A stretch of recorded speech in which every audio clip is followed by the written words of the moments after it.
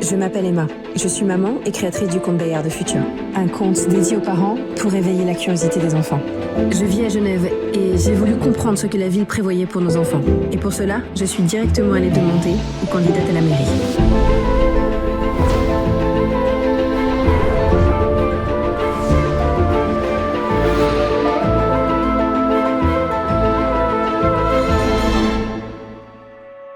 Bonjour Marjorie. Bonjour Emma.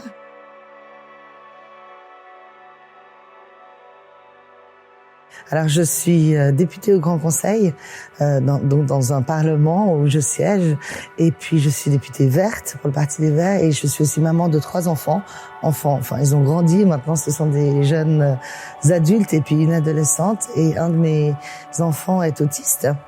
Je suis aussi candidate à la mairie de la ville de Genève et enseignante, c'est mon métier. Donc j'ai plusieurs vies, plusieurs casquettes, et j'aime la vie que j'ai.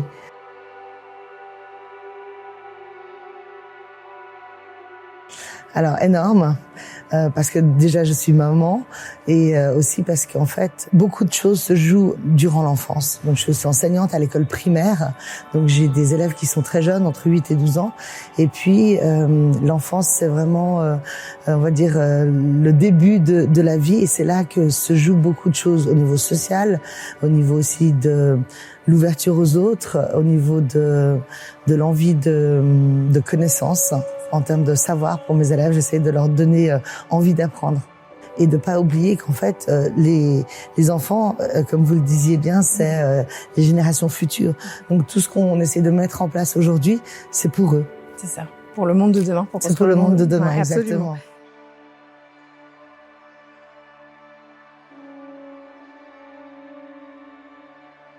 Oui, bien sûr, c'est essentiel. Ça se passe déjà dans les écoles. Il y a beaucoup de sorties qui sont faites au niveau des classes, qui sont organisées par les enseignants en collaboration avec les milieux de la culture. Et ça permet aussi à tous les enfants de pouvoir accéder à cette culture-là, parce qu'il y a plusieurs cultures en fait à Genève, déjà plusieurs origines, mais c'est aussi une question d'habitude. Il y a beaucoup de parents qui ne sortent pas. Ouais. Beaucoup de parents qui amènent leurs enfants à l'école en voiture au lieu de marcher et de passer du temps ensemble, et beaucoup de parents qui sont sur leur téléphone aussi, et on ressent un manque d'affection, et je pense que c'est important de passer ce temps justement en sortie avec ses enfants, de leur donner de l'attention, et bien sûr qu'il faut élargir encore l'offre culturelle pour les enfants, et puis surtout donner envie d'y aller.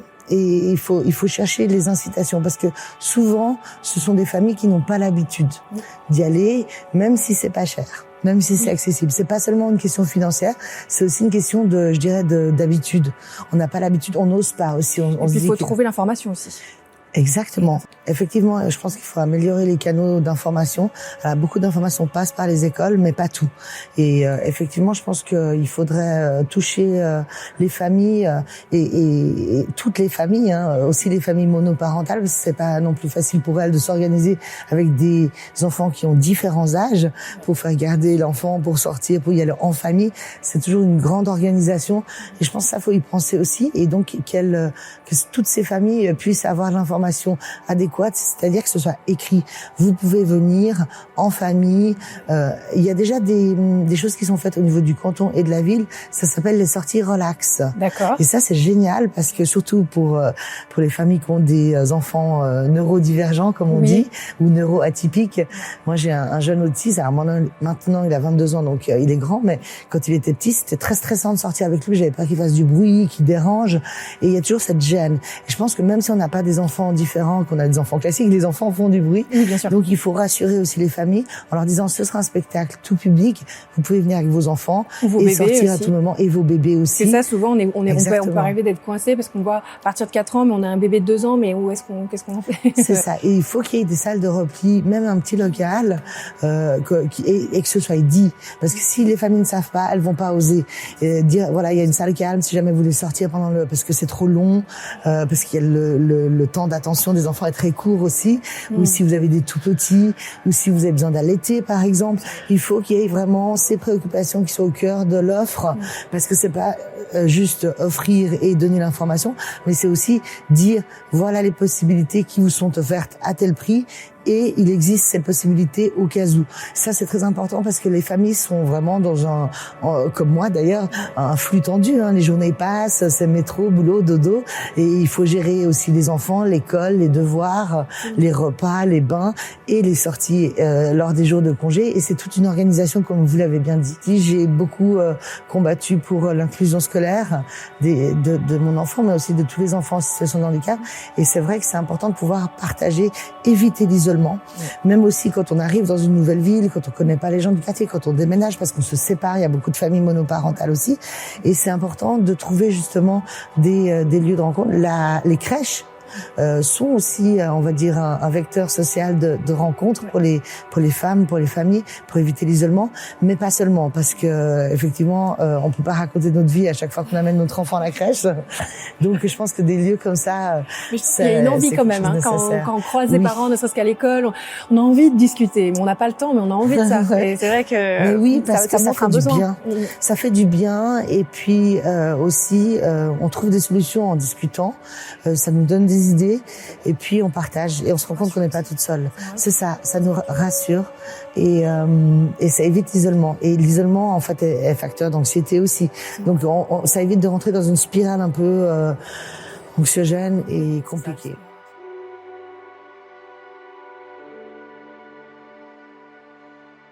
Oui, mais effectivement, on tend plutôt à aller vers la végétalisation des cours, des préaux, mais c'est en termes d'école primaire, mais c'est très difficile actuellement de changer les choses parce que ça coûte très cher de refaire un préau. Puis après, il y a l'entretien. Mais ce qu'on propose déjà au niveau professionnel, au niveau des enseignants, c'est de faire avec les enfants des petits potagers urbains dans les cours de récréation, mais aussi urbains autour des immeubles. Oui. Je pense que c'est des initiatives qui sont vraiment à soutenir, qui sont déjà d'actualité au niveau du département en ville de Genève. C'est vraiment des choses à déployer massivement parce qu'il y a un besoin de retour à la terre. En fait, moi, j'ai pendant de longues années fait partie d'une coopérative où on allait jardiner nous-mêmes, désherber. Et en fait, ce lien à la terre, il est très fort et très puissant et très relaxant. Et c'est vrai qu'en ville, on a beaucoup de stress, beaucoup de bruit, des voitures et puis d'autres bruits aussi, et beaucoup d'activités qui font que le fait de jardiner, de prendre le temps, ça fait du bien. Mais c'est vrai que les cours en général des écoles primaires en ville de Genève sont très bétonnés.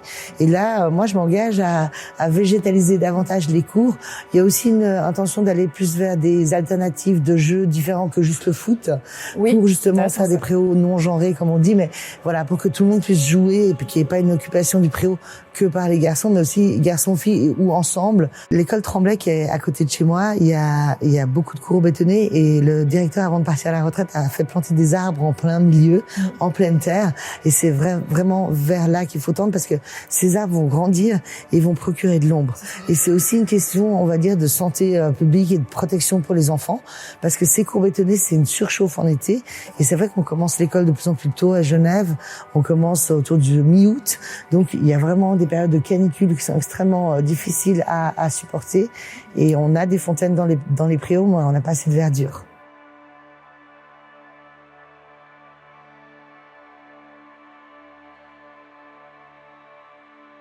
Alors, il y a déjà au jardin botanique, il y a le jardin des senteurs, qui est vraiment joli et qui est pédagogique, qui est avec des panneaux intéressants. Il y a beaucoup de sorties qui se font au niveau scolaire, mais qu'on peut le faire aussi avec nos enfants. Et c'est très basé sur les sens. Et ça, c'est important parce que je change de casquette souvent, mais c'est vrai qu'en tant qu'enseignante, on parle beaucoup de l'alimentation et on a dans nos programmes aussi d'où viennent les produits alimentaires. Et beaucoup d'enfants des villes ne savent pas en fait toutes les questions d'agriculture, même ce qu'ils mangent, le poisson, c'est des sticks de poisson, ils savent pas que c'est un poisson avant. Et pareil pour les légumes de saison, les fruits. Et il y a on va dire un éloignement, et c'est vraiment le rôle de l'école, mais aussi des familles d'expliquer, de montrer, de toucher, d'expérimenter. Ça passe beaucoup par la manipulation, par l'exploration aussi lors de sorties. Oui, et ça me fait penser à quand j'étais petite, on allait faire des cueillettes dans les champs. Et c'est vrai que ça j'avais adoré étant petite parce que du coup on découvre où pousse ce tel légume, etc. Est-ce qu'il y a des initiatives comme ça autour de Genève? Oui, des cueillettes pour enfants? Oui, il y a la ferme de Budé qui propose la ferme pédagogique et c'est toujours archi complet. Donc il y a un manque. Effectivement, il faudrait encore plus d'offres. Parce qu'en plus les enfants adorent, c'est une super sortie, on prend l'air, on bouge et en même temps on se connecte à la nature. C'est vrai. Exactement. Et puis il y a des explications et puis il y a aussi un peu de cueillette et ça c'est vraiment les enseignants adorent, les enfants adorent et en fait c'est nécessaire parce qu'ils savent plus du tout d'où viennent les choses et puis l'expérimentation d'aller cueillir effectivement, de se retrouver dans cette nature qui est de plus en plus éloignée parce qu'on a la ville qui se densifie, parce qu'on a de toute façon une croissance démographique et Genève est attractive et il y a de plus en plus de gens et il y a de plus en plus de béton aussi. Donc c'est important, même au niveau de construction de logements, de faire attention à laisser de la végétalisation, mais aussi de laisser l'espace pour les habitants et les familles, d'avoir cette possibilité de pouvoir cueillir en bas des immeubles, de faire des petits potagers urbains. J'en ai vu et c'est super, c'est bien.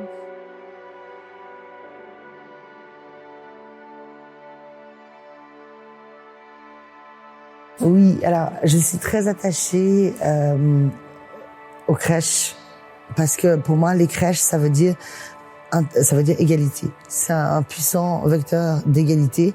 Si on a une place en crèche, on peut aller travailler. Et là, c'est vraiment l'égalité pour les femmes, parce qu'on a tendance à dire que les femmes doivent aller travailler. Alors, la société attend qu'elles travaillent, mais en même temps, elles doivent aussi trouver une place en crèche ou s'occuper des enfants. Donc, il faut absolument tendre vers une place de crèche pour chaque enfant. Ça, c'est vraiment l'objectif principal pour nous chez les Verts. Après, on n'a pas envie non plus de faire ça n'importe comment. C'est important d'avoir des crèches de qualité avec un taux d'encadrement suffisant pour tous les enfants, en sachant qu'il y a de plus en plus d'enfants qui ont des besoins spécifiques aussi. Et c'est très important qu'ils puissent aussi aller en crèche, mais aussi parce que beaucoup de choses se passent à ce moment-là avant l'école. C'est la préscolarité. Et donc pour nous, moi qui suis enseignante au primaire, on voit tout ce qui a été fait avant. Et donc c'est important d'avoir aussi du personnel qualifié et formé. Et c'est là où il y a un petit problème à Genève, c'est qu'on manque de personnel formé et qualifié.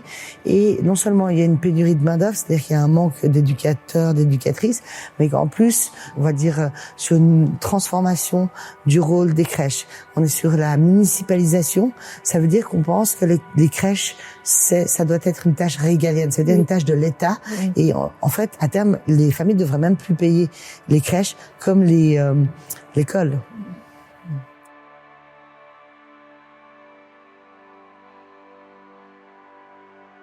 J'aimerais dire que même quand il y a des moments difficiles et que ce soit entre frères et sœurs ou que ce soit avec des besoins spécifiques ou que ce soit avec le travail ou dans le couple ou dans la vie tout simplement, il faut pas hésiter à en parler, à vraiment essayer de prendre contact avec d'autres mamans, d'autres familles, parce qu'en fait, on croit toujours que l'herbe est plus verte chez les autres, mais c'est pas le cas.